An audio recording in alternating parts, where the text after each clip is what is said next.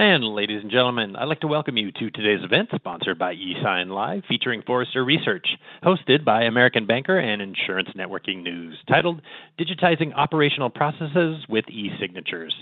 Before we get started, I would like to mention that today's web seminar is being recorded and you are currently in a listen-only mode. Now I'd like to acquaint you with some of the ways you can participate today. The On24 room you are in allows you to individually adjust and resize all available panels that appear on your screen. To resize any of the console panes, simply click on the lower right corner of that panel to adjust. You should see a little triangle down there. Just go ahead and click on that and drag diagonally, and you can adjust the size to your liking. That is true of all panes that are available to you. You can also move entire panels around by clicking anywhere on the title bar of that pane and dragging it to your desired location within the console. Please note we will have a question and answer session at the end of today's presentation. You may type your question into the Q&A pane that is now available to you on the left-hand side of your screen. By typing your question into that window and hitting submit, your questions will be logged into queue. And we will take as many questions as time allows. Any unanswered questions will be followed up via email. During today's presentation, we will also ask for your feedback by voting on a polling question that will appear right in your slide viewing area. All you need to do is check the radio button that corresponds to your answer in that panel, and then just be sure to click the submit button. Also, at the very end of today's presentation, we will be posting a feedback survey, as we'd love to know what you thought of today's webinar. Additionally, you can access that survey at any time during the session. Down there at the bottom center of your screen, you should see a maroon-colored button with a globe on it, and you can access the survey there. We really do appreciate your feedback, so thanks in advance. Finally, if you experience any technical difficulties today, first try refreshing your browser to reset your connection. And if that doesn't work, go ahead and enter a question into the Q&A pane, stating your technical issue, and I will be more than happy to assist you. So now, without further delay, let's begin today's event, sponsored by e-SignLive, featuring Forrester Research, and hosted by American Banker and Insurance Networking News. It's my pleasure to introduce your moderator for today. That is Michael Fisk. Mike, you have the floor. Thanks very much, Greg, and I would like to welcome the audience once again. We are grateful that you've chosen to share some of your day with us. We know your time is valuable, and we'll honor that today with what I am confident is going to be an enlightening 60 minutes or so of discussion. Once again, our topic today is Digitizing Operational Processes with e-Signatures.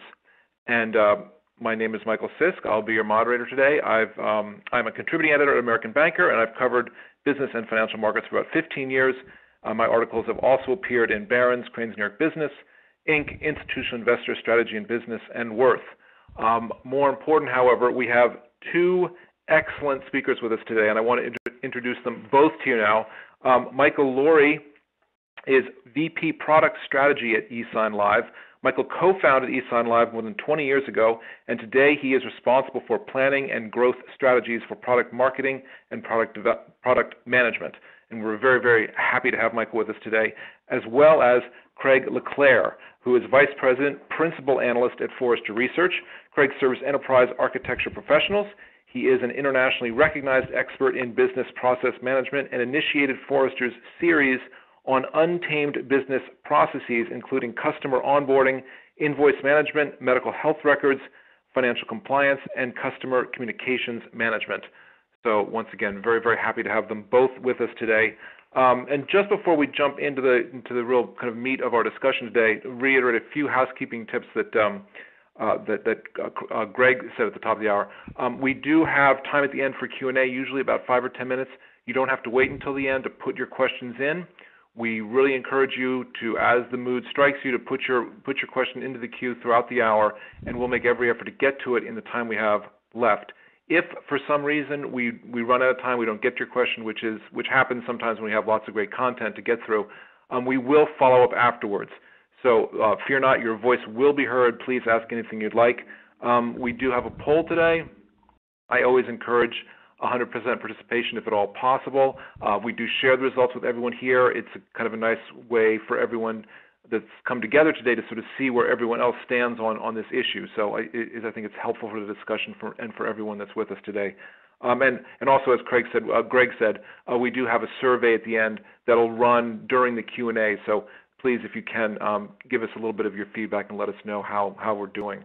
That would be very, very helpful. So in the meantime, I will be back a little bit later to run a poll, but in the meantime, let me turn things over to Craig. Craig, you have the floor. Oh, thank you. Thank you, Michael. This is really a pleasure to speak on one of my favorite subjects, particularly in the last couple of years, really helping companies to digitize operational processes. E-signatures is part of that, so we're going to really jump into that at some depth in the next few minutes. So great to have you all here. And I usually start out with a little preamble on why digitizing operational processes is important. So that's kind of what I'm doing now. One of the slides that I really like that shows the data for the turnover of companies. Just how fast are leading companies dropping off from that leadership position. And these are just two data sets, one from 73, 83, that shows if you took the list of 1,000 Fortune 100, Fortune 1000 companies, what percentage of them that were there at the very beginning in 1973 were still there at the end in 1983. And as you see, fairly holding up pretty well. 35% of the 1,000 were new companies at the end of that decade. Fast forward to 2003, 2013, you see, pretty much the opposite. That 70% of the companies were washed away. Now, what this means is that the pace of change, the ability to continue to innovate becomes more important. There's much more strategic risk that companies face, and we call that digital disruption. And it's really been fascinating to watch, how this has progressed through my career. If you take a look at old disruption, it had really a small set of innovators that needed to be involved. So think of the engineers for Boeing that came out with the first commercial jet, or think of Tom Watson and his team at IBM that came out with the 370, 360 architecture for the mainframe. You had a small number of really smart people that were innovating with a lot of energy, and they needed a lot of money. In both those cases, Boeing and IBM, they had to bet 20, 30% of the whole capital of the company, the market cap of the company, on these ventures. And they were working with very limited power in terms of compute power at the time and its distribution. Today, we have digital disruptors and innovators in the tens of thousands. We're graduating them from our schools every year. They can't wait to graduate and begin to look at how to tear down the existing businesses that are out there. And they don't need a lot of money to start. We see everyday companies being completely bootstrapped. A Groupon started with $6,000 and so forth. So the real threat that companies have, which goes back to that accelerating pace of renewal of companies, is that the strategic risk of getting disrupted by companies coming in with new business models based on digital technologies. So if you look at that, it's not just a theory. It's happening. You look at these new segments in financial services, digital insurers, digital money management, the digital wallet, Apple iPay, social investing, person-to-person currency exchange, disrupting that value chain that retail banking had a lock on for decades and decades and decades. So there's a lot of evidence. It's not just ride-sharing services. It's fundamental disruptive companies coming in and nipping away at the value chain of traditional corporations. And disruption not only comes from smaller companies that are coming in brand new, but it also comes from a competitor of a company like yours that's just embracing digital psychology, embracing knowledge dissemination, embracing these aspects of agility that Forrester talks about quite a bit. So it's not just the small company coming in; it's your peers, and how rapidly are they digitizing. Just some more examples. These are disruptors. If you look at it. This high probability of disruption in those, orange, red shaded areas. A lot of those are in, insurance. We've been seeing that, the agency channel getting blown away by direct sales, particularly the more commoditized aspects of insurance around property and casualty and so forth. So, the disruption is happening in mainstream traditional businesses at a pretty high rate. So when you look at that, I wanted to just drill into insurance. Insurance is one of the top markets for eSignature. I do 100 calls a quarter. Probably 30 of them are on eSignature from companies wanting advice, and probably half of those are from of those 30 are from insurance companies, and 10 of those are property and casualty insurance companies. So that's where one of the top hot energy spots are for eSignature in the market today.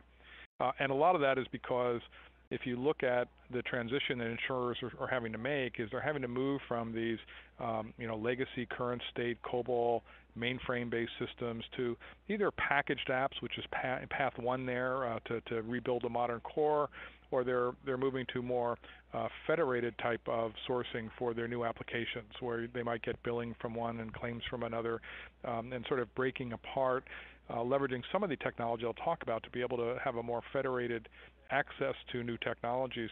But path 3 is where it gets interesting, and particularly for electronic signature, because path 3 is really the cloud, public cloud environments, hybrid environments, and insurers are under so much disruptive pressure that they're starting to move applications that we wouldn't have ever thought would leave the on-premise world in a conservative industry like insurance are now being sourced from the cloud. These tend to be systems that engage customers, new rating and pricing that has to match up to comparison sites where much of the new business is coming in through the internet and through mobile. So they're having to source these really, really quickly, and that's moving to the cloud. But what happens when you do that is all of a sudden the legacy paper wet signature process that you had is no longer even an option. So you have to incorporate eSignature capability to really support that third path. And of course, if you're already sourcing that in the IBM cloud or Microsoft's cloud or Facebook or Google, you're going to look to a SaaS-based eSignature capability, and that in fact is the way the signature market is trending. So let's drill in now to eSignature, and it's important to think about the two areas where companies are focusing on digitizing and the whole digital transformation that companies are talking about and trying to make. They're hiring digital officers and chief digital officers and digital business architects and whole new roles that are focused on this. And I divide it into two areas. There's sort of digitization. Think of that is engaging the customer. That's the top part of this chart, digital customer experience. So that's really focused with that omni-channel interaction, that ability to interact with the customer across channels, have e-statements that have links in them, whether it's native apps that you're building for your customers and so forth, and the modern leverage of big data and analytics to provide marketing cloud type of functionality. So that's really important for that digital customer experience. But somewhat less conversation about, but equally as important, is the operational excellence, and that's the bottom part of this chart. So this is the core processes that really run the business. It's the reason the business exists. It's shipping that product from the factory. It's getting it off the shelf. It's posting the financials to the general ledger. It's all of those really core fundamental processes. Often referred to as back office versus front office, another way to think about this. But we think those are sort of dated terms in the sense that the ecosystem today for the age of the customer is really grounded in this more collaborative environment that extends beyond the back office directly to partners and the front office directly to customers to capture that self-service and the newly empowered customer. But what's interesting is that if you look at the focus on customer experience, on really that front end piece of that, it's really dramatic how companies have outperformed the market and the laggards in customer experience. Now we rate one of Forrester's research series is to actually rate the top brands in the world, and based on our formula, we rate their customer experience, which is a combination of traditional contact center, but also the website and then mobile and so forth. And when you tie the ranking to economic performance, in this case, total shareholder return, the high performers in customer experience are also the high performers economically. So it's basically a way you can go to your CEO or go to the C-suite and say, this new initiative we want to improve the customer experience, well, it actually will probably result in revenue enhancement. Look at the difference between the customer experience leaders and the laggers. They outperformed the market leaders by over 100%, and the laggards by a quarter of that. So very, very powerful data behind this slide.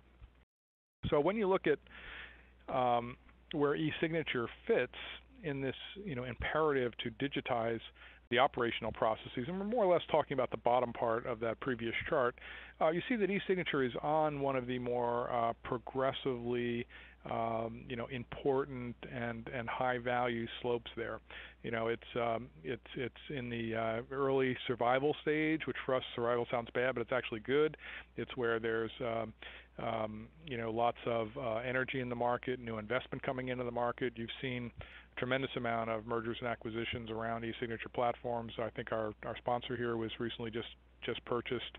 So that's kind of typical of a market that is in the sort of not in incubator stage at the beginning, the creation stage, but really in the sort of scaling stage. And the data I'll show you will back that in terms of the adoption of eSignature for substantive transactions that I'll show you in a minute. But it's important to note that eSignature is just one aspect of the kinds of technologies that companies need to really digitize and transform processes. Traditional electronic forms plays a role. Mobile forms is a very hot area. The ability to revise and reform your customer communications for multi-channel. That's that CCM. You see a structured area which is around really the print channel that's declining, but a lot of that correspondence and other output to customers is really is scaling now as companies need to reform their language and get to multi-channel deployment. You look at digital experience delivery platforms. That's really your web content management systems and so forth.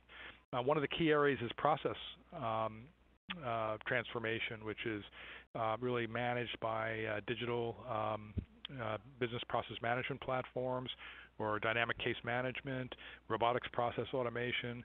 They're all providing a level, a broader level of automation for which eSignature may be a callable module at some point in a transactional process. So a bit of a complicated slide, but it gives you a sense of the overall areas that are that companies are investing in and how they're viewing what they need to do to get to a point of operational excellence through digitization. Yeah, and this is just to put some data behind things I've been saying. This shows the growth in the market for eSignature. So this is the amount of money that companies are paying to buy platforms like the Solanus platform that's sponsoring this event. And you see that it's ramped up from 2014 to be a very small market to one that we projected in the billions of dollars out to 2020. Now the way we did this is we looked at the adoption of transactions for eSignature, and we applied an average cost to each of those transactions. And today, and it does vary, but on average about $1.50, $1.40 per eSignature transaction. That's a far less than it will cost you to do that in the paper world, not just in terms of management of the paper, but in terms of errors and calls to the call center and chasing down people to sign things, and all of that is really tightened up with an eSignature process that's electronic. So you see that there's very strong growth in the market, and these are not sort of little eSignature transactions when you go to the pharmacy and you're signing a tablet on the way out.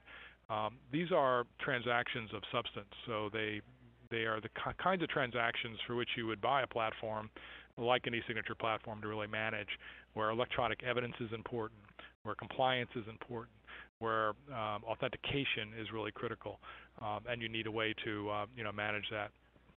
Now, I'm going to talk about the differences between e-signature in the U.S. and rather North American markets and those in Europe. And to do that, you really need to have a little grounding in the signature definitions. These are ones that really are pretty accepted worldwide. They tend to come out of the sort of European frameworks for electronic signature. They've been more sort of process and legal work done from the European perspective than in the U.S., which has been, in a sense, the Wild West for e-signature adoption. So a simple e-signature, that's the first one. Not too relevant to this discussion, but very, very light. That's the click wrap, wrap you do when you're asked to agree to terms and conditions which you'll never read. The advanced electronic signature is important, and this has 4 standards. What I will not read to you there, but basically you have to have authentication. You have to connect the signing to a signatory. And you have to have a means through electronic evidence and auditing to be able to trace that back to the signatory. The one that really drives the difference between Europe and the U.S. is the third one, which is the advanced electronic signature based on a qualified certificate. That's the key, the qualified certificate. It's also called a secure digital signature or a strong digital signature or qualified digital signature. But it basically is, I think the most important distinction is the first one. It's created by a secure signature creation device. And that means that the specialized hardware, it means that it's under the control of a third-party independent certification authority, of which there are, something like 500 worldwide. And it must meet technical standards to prove the inability to alter a key which is uniquely identified and controlled by the signer. So a lot of advanced mathematics behind that, and a lot of government control in terms of certification of these authorities that will manage these digital certificates. Now, what's happened is, if you look at the U.S. first, there are very few examples where companies have said, I really want to have a digital certificate managed by a third party and use those for my authentication step for an e-signature. So basically, the market has adopted the advanced electronic signature, which has really spurred the adoption of e-signature in the U.S. And I'll explain that in contrast to Europe in a minute, why that's the case. But the advanced electronic signature is just not used that much in the U.S. Now, there are instances where if you're shutting down a nuclear power plant, that's a use case that would uses that in some cases. But in general, most banks, insurance companies, so forth are happy with strong authentication within the construct of the advanced electronic signature. Now, in Europe, because you've had such diverse legal and institutional frameworks, and this is what they envisioned as an advantage of having the European Union, that you would be able to sort of, for certain things, kind of overcome country differences to be able to have a European-wide standard.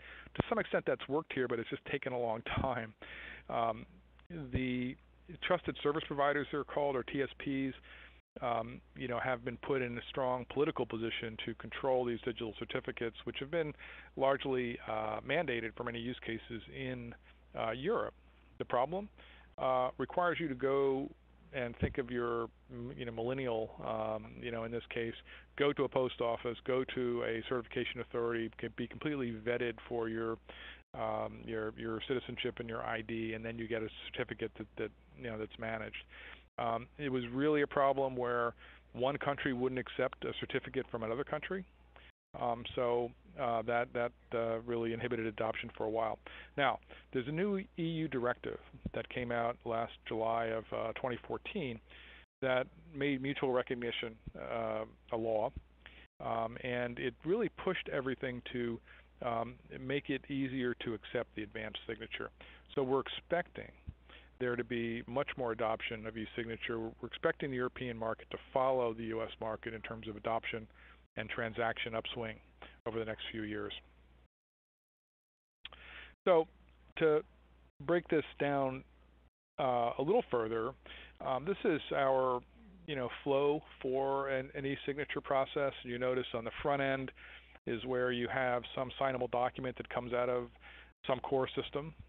Maybe it's Salesforce, maybe it's an SAP system, maybe it's some proprietary transaction system.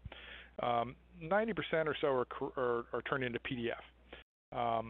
Now, the e-signature platform owner, which would be the company, has already used the console for configuration to create, the signable items, whether they're initials here, created some control and is managing the dissemination of the email that will take that signable document and send it out to the various signers, and then it will track via dashboards, based on rules you can configure, how often you should nag them to sign it if they haven't, and basically give you a sense of where things are.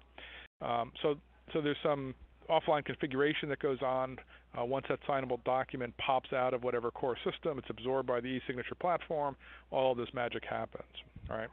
Now, during the actual signing process, which is in the middle, the key difference between U.S. and Europe is really that box to the upper right, sort of in the third column there, in that you see all the various ways of authentication. You see biometric, you see two-way text messaging. I'm going to send you a text with a code and you come in. There's what are called knowledge-based authentication, or KBA, where you're using an external database asking you questions that only you would know. Where have you lived? What cars have you owned? Things like that. The difference is in Europe, there's more of the use of digital certificates, which is the ultimate means of authentication, the strongest means of authentication. But basically, you can use any form, any combination of these. So if you're a bank, you probably want to use the PIN number for your ATM. But as that bank, you may have net new customers that don't have a PIN number yet. So you need another way to authenticate them for when they're onboarding to the bank. So you'll use variations of these on the right. But I won't go through this in detail. But you can see that there is a pretty logical flow to this. That there is a process around the signing, and again, this is going to be a subset of a broader process. The full transaction management process is going to be much more involved than this, generally speaking. So when you're looking at providers to help you with this, there's a number of things to look at. We tend to think of mediated signatures, which tend to be the most complex. They tend to be for higher value transactions, like a variable annuity signing. They tend to be in lower volume, as you see in this chart. The unmediated, which is the lower right-hand quadrant, they tend to be lower value. That's more like that click to sign, that first level definition for e-signature. They tend to be more SaaS deployments of those. They're more out-of-the-box solution accelerators associated with those. There's certainly a little more customization, a little more complexity around authentication, a little more complexity around electronic evidence, and all of these things if you're in the mediated segment in the upper left. So depending upon where you are in terms of what your use cases are for e-signature, you may be looking at a different provider for the lower right than for the upper left. It's interesting to think of, if you're a large complex organization, you may have a way to bucket your signature use cases into quadrants or like this that make sense. So, for example, you may have an internal set of signing requirements. That's getting very common in areas like pharmaceutical, where you have really stringent compliance-driven process manufacturing and control and signatures at different points.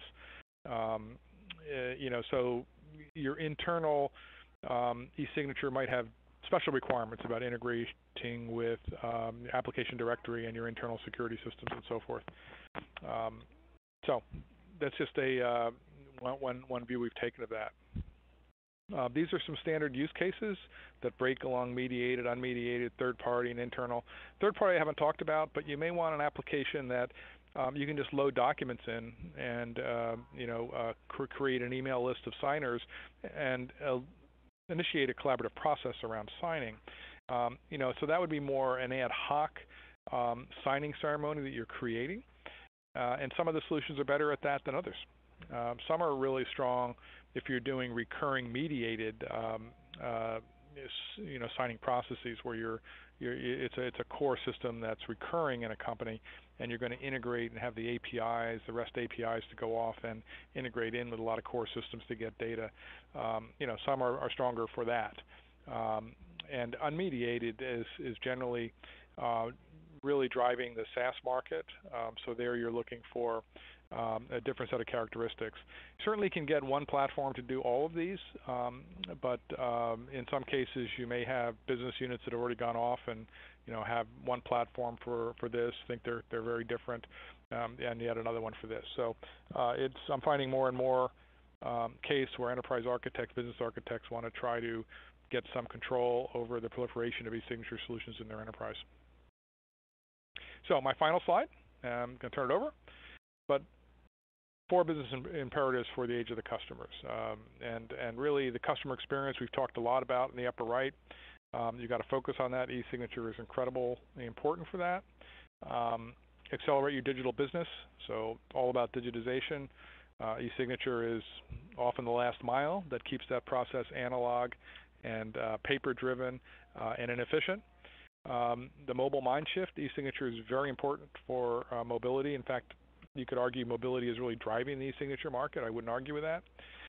Big data and analytics, always important, but the 3 that I mentioned are the most important for driving e-signature adoption and smoother transactions. So with that, I'm going to turn it over. Thank you very much for your attention. Craig, thank you so much. And that brings us to the first and only poll of the day. So what I'll do here is I will just read out the question and the answers, and then hopefully by the time I get done reading through that, everyone will have a chance to make their selection. So what's your level of familiarity with e-signature technology? First, we're in education mode, just seeing what's out there, or we're currently evaluating solutions, haven't selected a vendor yet, or we're already using e-signatures and looking to expand our usage. So let me just give everyone another moment or two. Again, the question is, what's your level of familiarity with e-signature technology? And that's probably about enough time for everyone to make this selection. Not a complicated question here. So excellent. So 54% said we're in education mode, and then we have 18.6 saying we're evaluating solutions, and about 27% that are looking to expand their current usage of e-signatures. So interesting. Thank you very much for that. I appreciate the participation. And at this point, I'm going to turn things over to Michael. Michael, please take it away. All right. Well, thanks very much, Mike. And I'd like to say thanks also to Craig for that great opening presentation that he just finished. And it's great he mentioned that this is one of his favorite topics. It's certainly one for us as well, not just about signatures, but how everything is really going digital. And that's what I'm going to take a few minutes to talk about today, which is what's behind the solutions, our solution in particular, when it comes to digitizing an operational process or a customer experience. And pardon the interruption, Michael, we are getting a few requests for you to speak up. Thank you. Okay. Try to get the sound up loud enough there. Hopefully everybody can hear me. So I wanted to start out with just a bit of a comment. We were just talking about this poll where people are in terms of adoption of electronic signatures. And e-signatures have been around for more than 2 decades. In fact, really probably about 3 decades at this point. Our company that we started many, many years ago, more than 2 decades, way back when, certainly was one of the earliest involved in that, and we've seen a lot of changes that have taken place around it. But I think what's really extraordinary now is the adoption that has exploded in the past few years on the use of electronic signatures. And you see on this heat map on the slide, you see the actual number of users around the world and how it's been growing. the total number of documents that are being processed by our solution today is actually exceeding 1 billion per year, which is pretty amazing. And this phenomena is really global on top of that, as many of the transactions may have originated in North America, but are being carried out electronically. So that's not to say that, of course, that there's not a lot of international customers. There are lots of those, but at the same time, it really points to the advantages that come from e-signatures and from digital transactions, from speeding up our transactions to ensuring the accuracy of the data and the information and the contracts that are all behind the transactions that we're trying to carry out with our customers or with our suppliers. So it's pretty amazing how things are starting to progress now, and it really shows that digital is really here at this point, and it's being driven by a lot of trends that are in the marketplace. One of the aspects that's really interesting about this as well is how it's being used, where the primary adoption is taking place.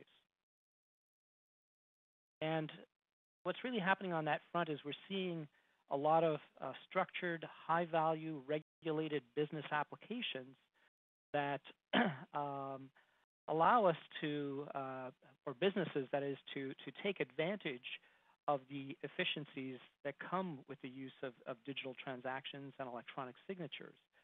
We see key global industries who have been the early adopters from the very beginning: banking, financial services, insurance, as Craig was talking about. Government, certainly one of the earliest adopters when it comes to electronic signatures. And as well, things like healthcare and pharmaceutical, which also has been really coming up on this. So regulated industries have a really great need for that efficiency that comes from those digital transactions, which of course in turn make use of the electronic signatures that are out there. And I thought there was something that was really interesting that Craig referred to at the end of his presentation. He talked about the age of the customer. And this is so true. We see it with all of the organizations that we've been dealing with, this desire to make it easier to do business with them, but in part because of what's happening with digital. And of course, trying to balance a great customer experience while complying with the many laws and regulations, it's pretty challenging. But at the same time, digital technology is having a huge impact on being able to do that, and that's why we're seeing so many companies who are now moving to digitizing their business processes.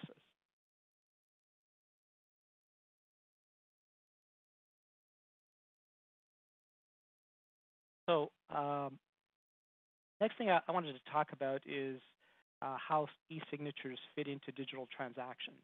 One of the things that we've seen with e-signatures over the years is that it's always been part of something bigger, much bigger. We've called it a lot of things in the past as to what that whole system really was, but today we call it a digital transaction. And when we look at what's been happening with this, there's several trends that are really driving the adoption of e-signatures and digital transactions. And it's not necessarily what's happening in industry, but it's what's been happening with computing itself. And if we look at some of these trends, things that you'll recognize when we talk about mobile. So mobile devices, of course, the adoption across the world is absolutely phenomenal. Billions and billions of devices that are out there, and of course of accounts that are attached to them.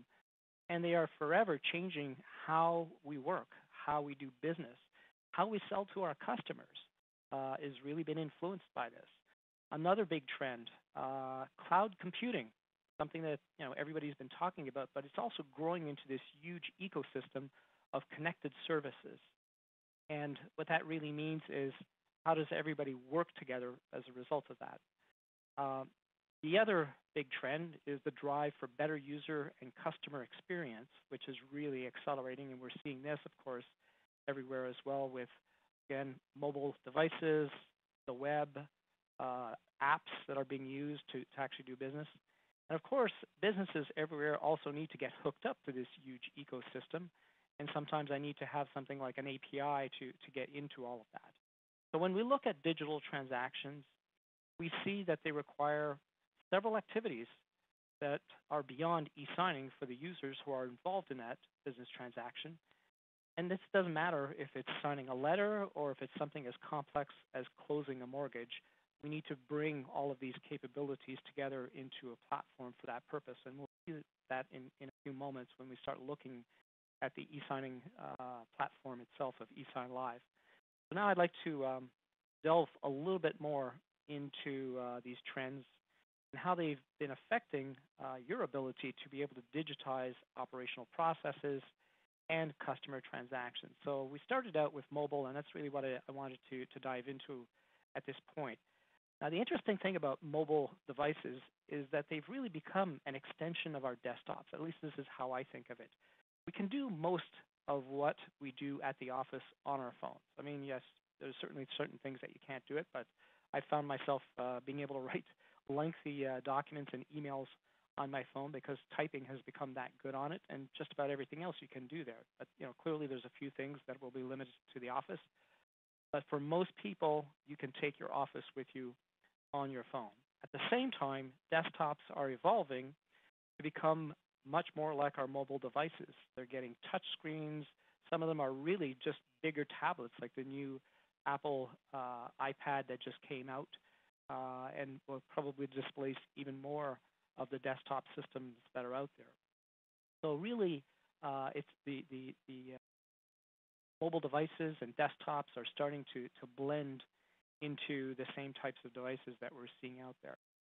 So we need to support digital transactions across all of these types of devices. And even today, I can say I e-sign contracts of all kinds on my phone. Of course, great, I have access to that service to be able to do that. But at the same time, I look at the percentage of users who come into our service, and more than a third of them are actually coming in on mobile phones and mobile tablets. And in fact, the majority of them are actually coming in on mobile phones. So it's pretty interesting to see how the adoption has happened with those devices, even though I think a lot of people in the industry have often wondered whether or not mobile phones would be good enough to be able to do something like executing a contract or other documents. It would seem that most users are just doing it and they're not really getting held up by that. So this means that if you're going to use a service towards that end, it needs to meet certain criteria that is going to make the service optimal for being used with mobile devices. And some of those criteria that we need to think about is, well, being mobile first. When we design and develop the UI, the actual applications, everything that's built into it, we really need to be thinking about mobile devices first and foremost, because it's not like you're trying to take a really complex desktop application and move it down to a phone. It just doesn't work. It has to go really much the other way. And as all these devices are converging to mobile-like capabilities, the design needs to be optimal for these. So it also means that the user experience has to be intuitive. It has to be easy to use across all of these devices. And we're seeing this all over the place with apps and even with mobile websites now that are finding their way back to the desktop. And of course, this is where all users want to be able to do business, and ease of use is just not an option, and you have to have it. Another aspect to this is choosing between native and the web. Again, this is not really an option either. There's lots of reasons why one is preferred over the other, especially if you're involved in customer transactions, but ultimately you're going to have both. We see some users where they're employees of the organization. They want to have the performance and the capabilities of a native application going out on an iPad or on a tablet or something of this nature. On the other hand, you've got customers who are browsing around on the web, come to your website, and they'd like to do business with you, but they don't want to download the application in order to get to that particular point. Capturing a customer is always challenging at a website, and you can't put any barriers in front of them. So another big aspect around mobile is having responsive design. I want to make sure that my design will adapt very quickly regardless of the device that's coming there. And also, when it comes to native, it may need to be integrated into another native application. So we talked about employees going out, people into the field, and they may have an application that was built specifically for their tablet, and I want to integrate e-signing into it. So I really need an SDK that helps to minimize design and coding and supports multiple devices and will provide the best customer experience as the users are using that. At the same time, if they're using that native application, they want to make sure that it's all a single application. And then finally, being able to customize and configure the service so it fits in with the branding or matches the application is also essential to a great customer experience that happens in the marketplace. And again, should really be part of the design that we're seeing for not just mobile, but ultimately for our desktop devices. So the cloud is also fast becoming a connected network of services and applications. In the past, getting applications to integrate and work with other applications was really difficult. It was expensive, and to a great extent, it was of limited value. I mean, in some cases, you do integration for only one customer who would actually be using that. So you're not really getting a lot of value, and hence why it was so expensive to do that. In the connected cloud, open APIs and aggregations of APIs make integration pretty much a non-event, open to any service that's willing to invest in connecting to those other services. And it also means that millions of companies are going to have access to it. So things like Salesforce, like Microsoft Dynamics and SharePoint, authentication services. There's just so many different services, and we see some of those here that are listed that touch on so many different ways to use them. So these digital transactions are going to become more valuable as I have multiple applications and technologies that can easily work together to create these end-to-end processes that will stay entirely digital. In fact, we tend to call these types of applications composite applications. So as an example, I could have one service that's responsible for creating the transaction documents, another service that allows us to do collaboration on those documents as part of the transaction. I'll have e-SignLive connected to them so that we can carry out the execution and the delivery of those documents and work with another service to even identify the signers if I'm not sure about who they are in the first place. And then finally, I'll have another service where I can go and store and manage all of those signed documents. And I've put all of these together without really doing any kind of integration towards that end. So this is really an amazing trend that we're happening in the marketplace. Now, having connectors is great, and a lot of digital transactions can also be handled in a pretty manual way. You come up to our service and set everything up manually. If you've got low volumes for a particular user, that's a very feasible kind of a solution. Or you could leverage a connector, as we've just been talking about. But there's millions of organizations around the globe that already have their own customized applications and web services. They run their businesses on these. And they will need to integrate with a service like e-SignLive in order to be able to offer the e-signatures and the digital transactions that they need to make part of their business and make themselves part of this whole digital world. So in order to do that, e-SignLive offers open APIs, and it offers SDKs that make it that much easier for organizations to be able to get up and running. With SDKs, embeddable components, interactive documentations, developers have high-level integration points and tools that make it fast and easy to tie into the application of that particular service. So those are a couple of acronyms that you'll probably hear more and more when we talk about APIs and SDKs when we're talking about services up on the cloud.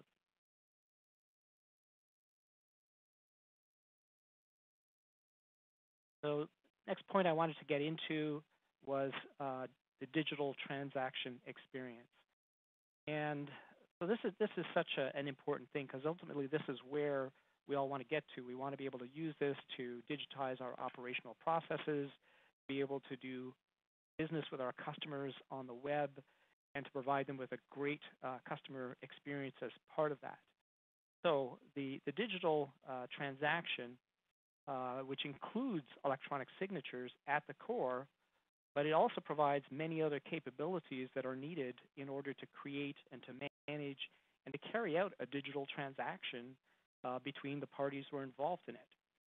And e-SignLive offers two main components, as we see in the slide here, in its service in order to achieve this.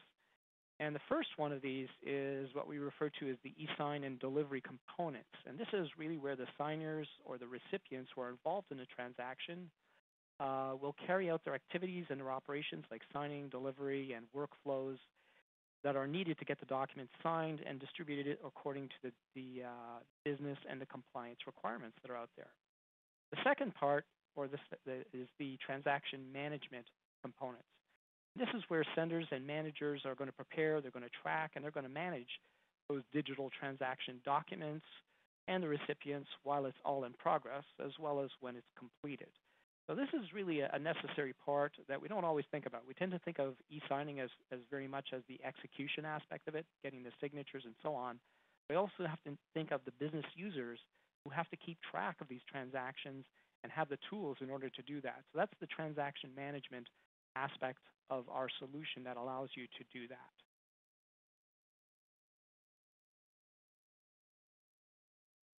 Another really important aspect of this solution, and something that's essential to any organization, is thinking about compliance and enforceability.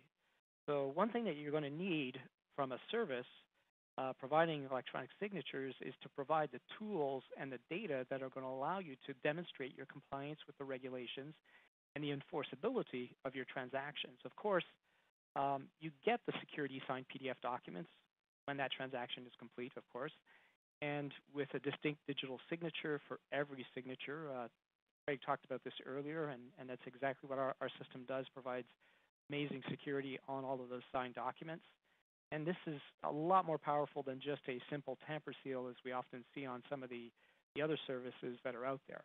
But in addition to that, e-SignLive provides you with the best audit trails about your transactions, and there's two types that are available.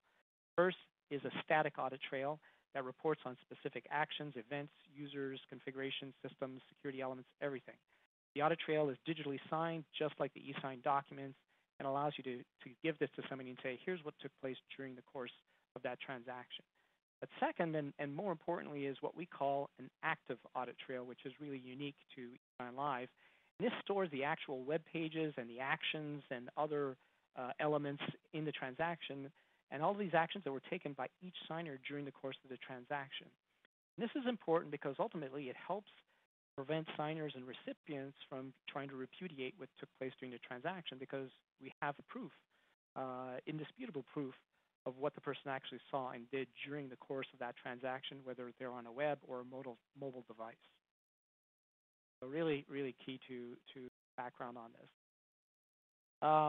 So as we're kind of getting into wrapping up here, a couple of quick things. Number one is, if you're really thinking about adding this kind of solution or looking at how to improve on what you have, you're always kind of wondering, well, what are the needs? What is possible? And this gives you a pretty good sense of how broad an e-signature solution, a digital transaction solution, can be. So whether you're a small, mid-size, Fortune 100, or the U.S. federal government, we work with every one of those types of organizations, including the biggest.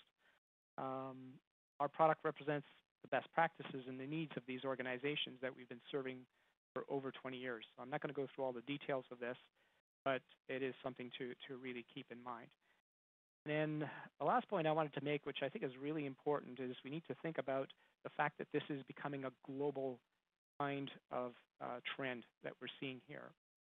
And when we say that, again, even a small organization, might be a manufacturer, might be sourcing internationally. In Asia, in Europe, anywhere in the world, you're going to be doing business with people elsewhere in the world, even if your business is mainly a local kind of a business.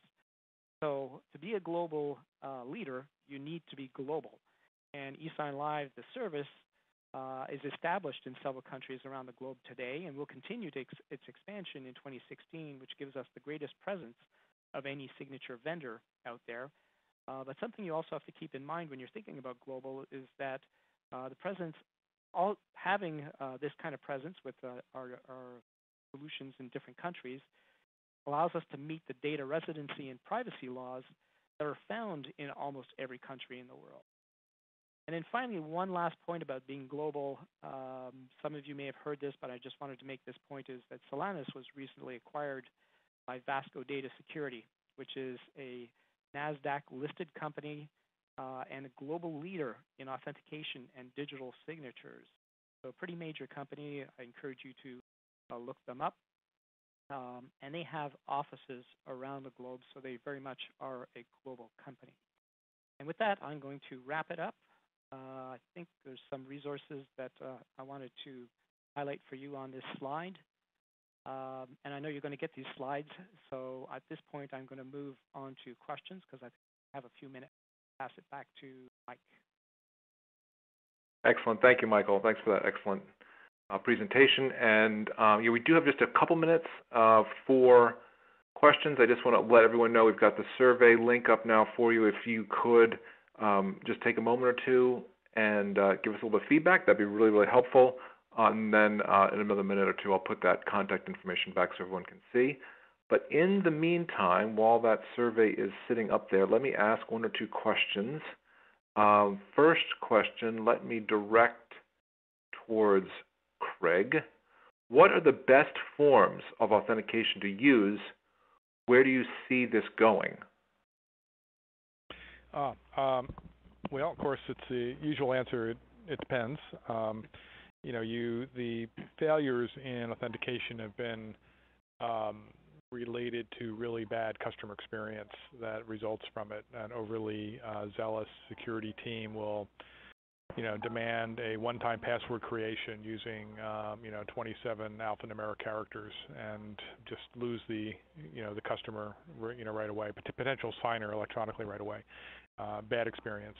The best ones are the ones that are less invasive to the customer experience. I think that knowledge-based authentication using external databases is easy on the customer because you're just answering from their memory, from their human history. But where it's going is the least invasive is really biometric. If you think about where it's going, as everything, it's going to the phone, the smartphone. So the ability to use biometrics, which today, you can have the equivalent of the forensics that are used for validating a wet paper signature.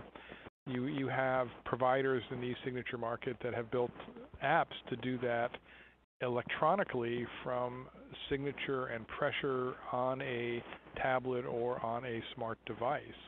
And ultimately, that's the least invasive customer experience, and that's getting better and better. So you look at the trajectory of moving to mobile, and you look at the trajectory of customer experience. I think it's going to be authentication that really looks at leveraging the technology in our hands, in our pockets. Excellent. Thanks, Craig. We are at the top of the hour, but let me just slip one more question in because we've done a lot here that are really great, and as I said, we'll answer the rest of them offline. But let me ask, what specific security/confidentiality requirements must be met for e-signing platforms to pass muster with banking regulators? What questions do I need to ask of vendors as I'm assessing them in this regard? Is that for me? For Craig? You know what? I'll toss it out to either or, and I did not have a specific person in mind, but thought might be a good one to ask. Go ahead. Well, the one thing I just wanted to mention about that is, yeah, for sure, the banking regulators have, a lot that they require of the banks to make sure that they're verifying that their vendors and suppliers that they're working with are meeting all of their security requirements. I think you've got to look at the kind of certifications that the vendors have on their services, and that's one of the big issues today is that, everything is a service, so you've got to make sure that the vendor has gone through, something like SOC 2 and had the security and other aspects of that certification taken care of. And that they're also, getting the software verified against things like penetration testing and checking for vulnerabilities on a daily basis, and that they're actually carrying out fixes to their systems for any new vulnerabilities that are coming up in the marketplace. Because, vulnerabilities on these systems show up literally every hour of every day. as hackers are trying to figure out how to break into all of the systems. Look at what happened with the whole Ashley Madison thing, right? So it's the same thing all over. Is you need to have a very, very high levels of security, and the vendors have to be held to that, and the banks themselves need to be checking on these types of certifications. It's got to be more than just going through their own checklist. You've got to look beyond that for the more sophisticated types of verifications that are happening as part of that.